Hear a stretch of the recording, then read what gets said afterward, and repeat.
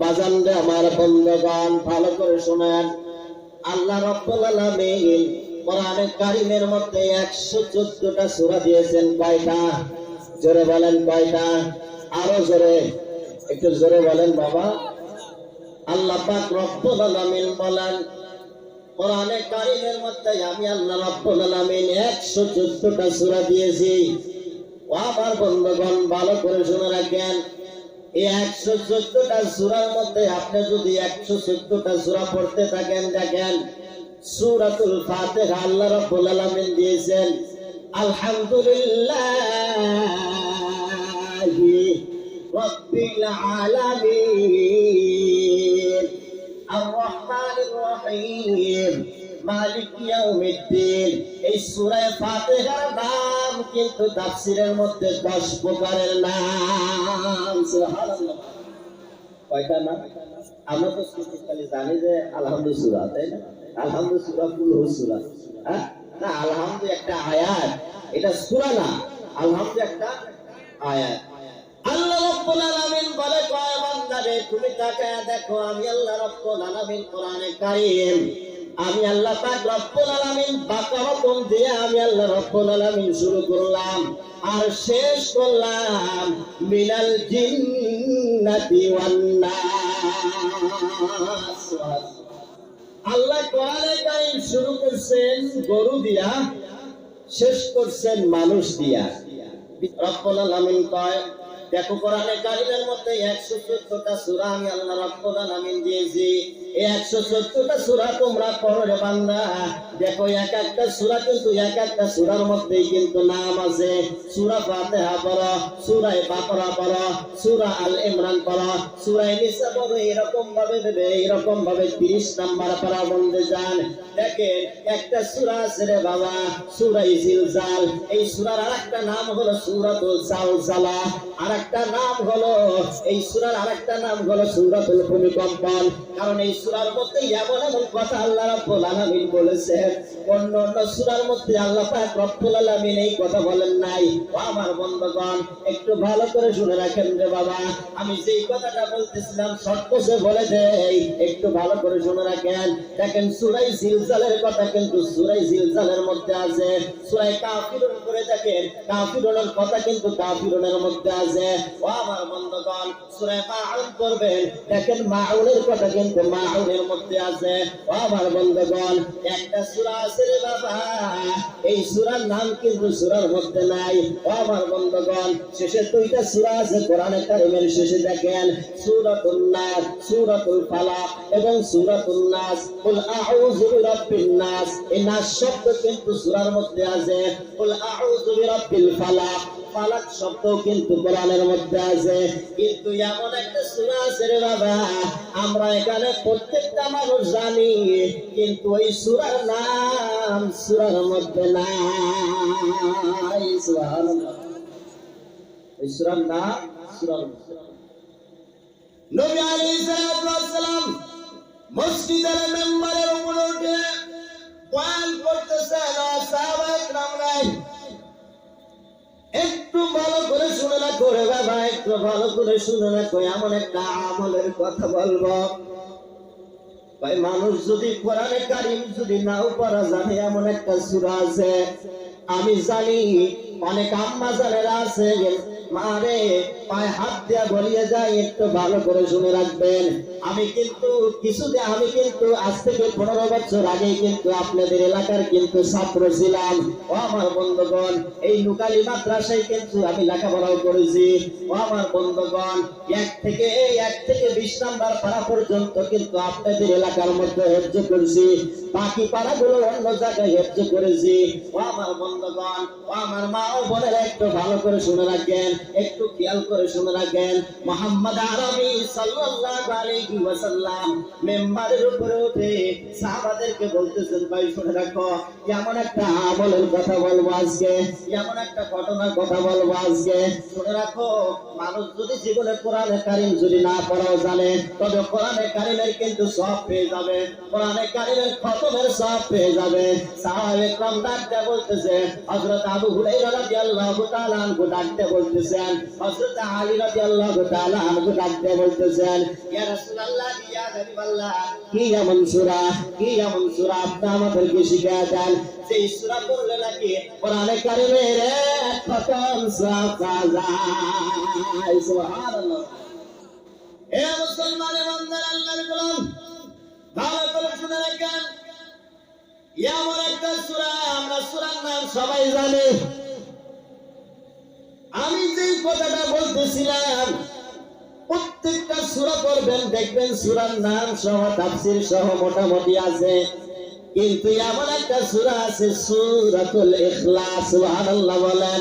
আল্লাহ বলেন সূরাতুল ইখলাস। আর ইখলাস নামটা কিন্তু সূরা ইখলাসের মধ্যে দেয় নাই, কারণ ইখলাস শব্দ দেখা যায় না।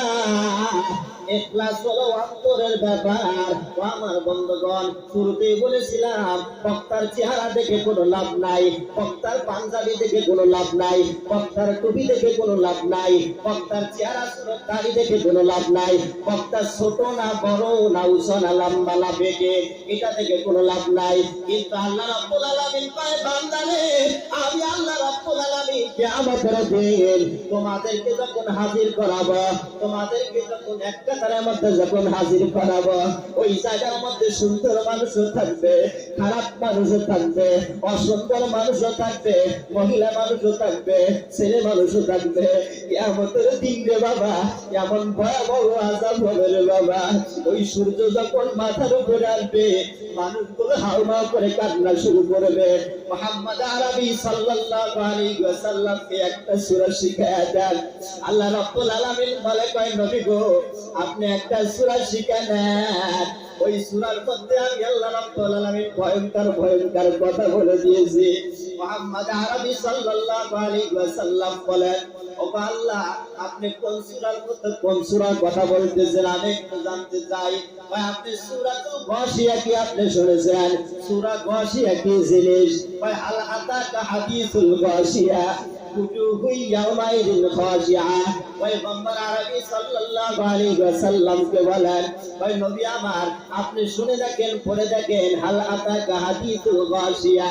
গাশিয়া শব্দ একটা অর্থ হলো কিয়ামতের দিন। কিয়ামতের অনেকগুলো নাম আছে, আর অনেকগুলো নামের মধ্যে হলো একটা নাম হলো গাশিয়া। ওগো নবী মুহাম্মদ রাসূলুল্লাহ সাল্লাল্লাহু আলাইহি ওয়াসাল্লাম, আপনি কি জানেননি ওই গাশিয়ার দিন কেমন হবে?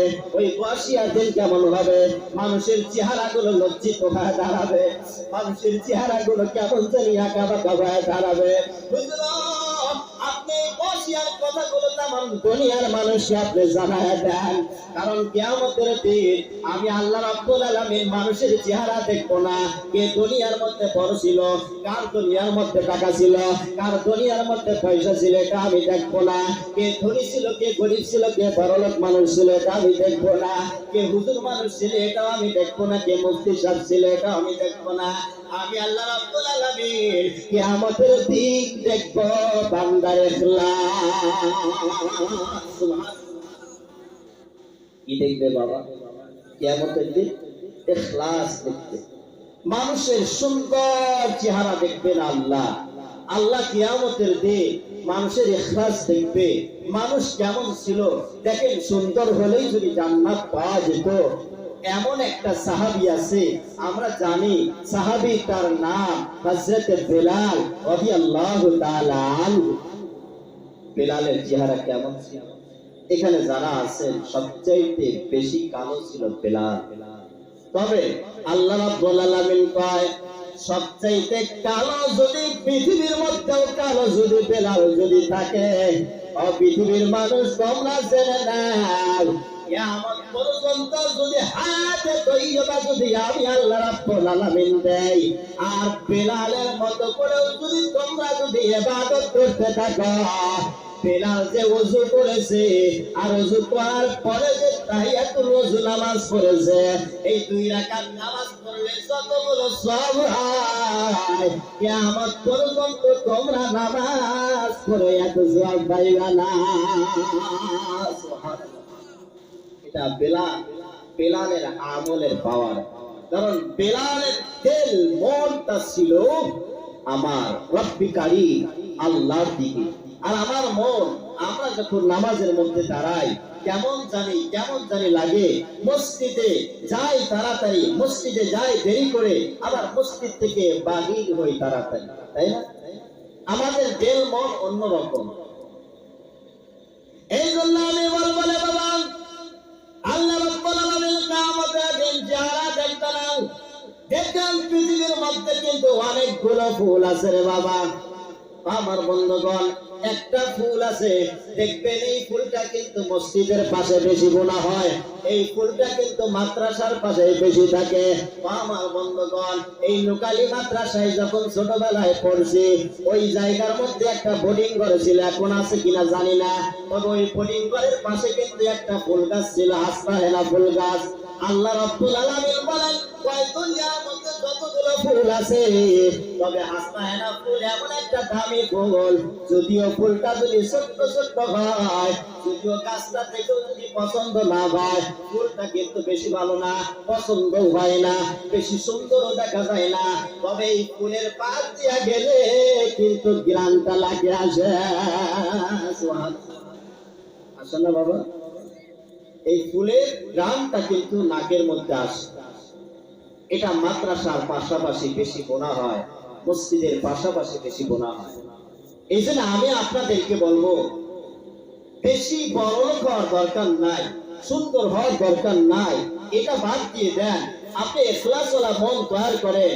এই যে মসজিদ দিয়েছে, এই যে মসজিদ দিয়েছে মরহুমগঞ্জের ফকির, মরহুমগঞ্জের ফকির, এই যে মসজিদ তার নামে দিয়েছে, বলেন তো মসজিদ কার ঘর? বলেন কার ঘর? আল্লাহর ঘর। সত্যি মোল্লার ঘর মসজিদ পর্যন্ত। আমি যদি আপনাকে বলি, ভাই আপনার দৌড় কোন পর্যন্ত, আপনি বলবেন সাতবেরা বাজার পর্যন্ত। আল্লাহর কসম, ওলামায়ে কেরামের দৌড় শুধু মসজিদ পর্যন্ত না, আল্লাহ রাব্বুল আলামিন এবং রাসূলুল্লাহ সাল্লাল্লাহু আলাইহি সাল্লাম বলেন, ওলামায়ে কেরামের দৌড় হলো কিয়ামতের দিন জান্নাত পর্যন্ত। সুবহানাল্লাহ। তাহলে দুনিয়ার মানুষ যদি মূলক কথা বলে, উস্কনমূলক কথাও বলে যে হুজুরের দৌড়, মোল্লার দৌড় মসজিদ পর্যন্ত, আমি ভালো মেনে নেই যে ভাই আপনি কিয়ামতের দিনে সাক্ষীটা দিয়ে যে আমার দৌড় মসজিদ পর্যন্তই ছিল, মসজিদের বাহিরে, তাই না? আমি একটা হাদিস তেলাওয়াত করেছিলাম খুতবার মধ্যে, একটা হাদিস, কয়েকটা হাদিস তেলাওয়াত করেছি, তো প্রত্যেকটা হাদিস গুলোই শিক্ষণীয় কথা। এক নম্বরে তেলাওয়াত করেছিলাম, আন আবি হুরায়রা রাদিয়াল্লাহু তাআলা আনহু قال قال رسول الله صلى الله عليه وسلم, হযরত আবু হুরায়রা রাদিয়াল্লাহু তাআলা আনহু বলেন, আমি বসে আছি, মুহাম্মদ আরবি সাল্লাল্লাহু আলাইহি ওয়াসাল্লাম কেমন জানি বয়ান করতেছেন, আল্লাহর হাবিব সাল্লাল্লাহু আলাইহি ওয়াসাল্লাম কেমন জানি বয়ান করতেছেন, মুহাম্মদ রাসূলুল্লাহ সাল্লাল্লাহু আলাইহি ওয়াসাল্লাম বয়ান করতেছেন, সমস্ত সাহাবায়ে কেরামরা শুনতেছেন, সমস্ত সাহাবায়ে কেরামরা তাকায়া তাকায়া আছেন, আল্লাহর হাবিবের দিকে তাকায়া আছেন, নূরানি চেহারার দিকে তাকায়া আছেন। আবু হুরায়রা রাদিয়াল্লাহু তাআলা আনহু বলেন, ওই পয়গম্বর বলতেছেন, ফাইদা আতাল ইনসানু কতআ আনহু আমালুহু ইল্লা মিন সালাসা। ওয়া আমার বন্ধুগণ, এই হাদিসটা বুখারী শরীফের মধ্যেও পাবেন, মিশকাতুল মাসাবি, বাংলাতে মিশকাতুল মাসাবি 2 নম্বর খণ্ড 123 নম্বর পৃষ্ঠার মধ্যেও পাবেন রে বাবা। ওয়া আমার বন্ধুগণ, অনেকগুলো কিতাবের মধ্যে আছে, তানবীহুল গাফিলিনের মধ্যে এই হাদিসটা আছে।